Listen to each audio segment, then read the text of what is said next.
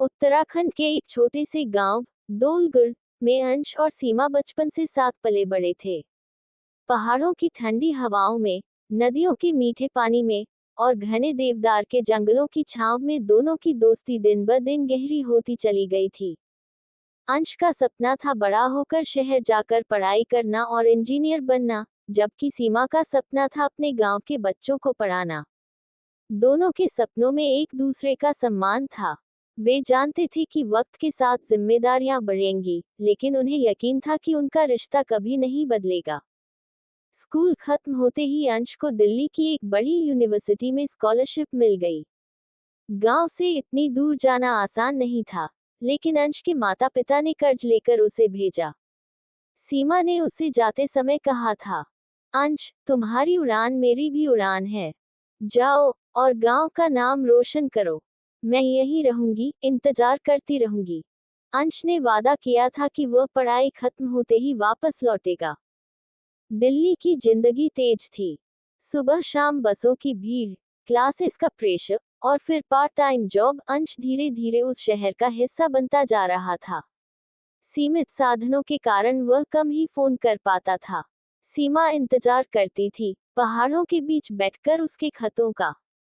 धीरे धीरे खत भी आने बंद हो गए। सीमा ने सोचा, शायद वह बहुत व्यस्त हो गया है। लेकिन हर दिन डाकिये की राह देखना उसकी आदत बन गई थी। 3 साल बाद अंश ने अपनी पढ़ाई पूरी की और एक मल्टीनेशनल कंपनी में नौकरी मिल गई। अब उसके पास पैसा था, लेकिन वक्त नहीं। उसी दौरान उसके पिता गंभीर बीमार हो गए। अस्पतालों के खर्च, दवाइयों का बोझ और फिर परिवार की जिम्मेदारियां, अंश को मजबूरन दिल्ली में ही रुकना पड़ा। उसने सोचा, जब सब कुछ स्थिर हो जाएगा, तब जाकर सीमा से मिलूंगा। उधर गांव में सीमा के घर की हालत बिगड़ने लगी थी। उसके पिता का छोटा सा खेत भी बाढ़ में बह गया। गरीबी ने उसे भी नौकरी ढूंढने को मजबूर कर दिया। एक स्कूल में शिक्षिका बनने का सपना देखते देखते वह दूसरों के घरों में काम करने लगी। एक दिन गांव में सीमा की शादी तय कर दी गई, एक साधारण किसान से। सीमा ने बहुत मिन्नतें की, कहा कि वह अंश का इंतजार कर रही है। लेकिन माँ बाप की मजबूरी, समाज की बातें और गरीबी के तानों ने उसकी आवाज को दबा दिया।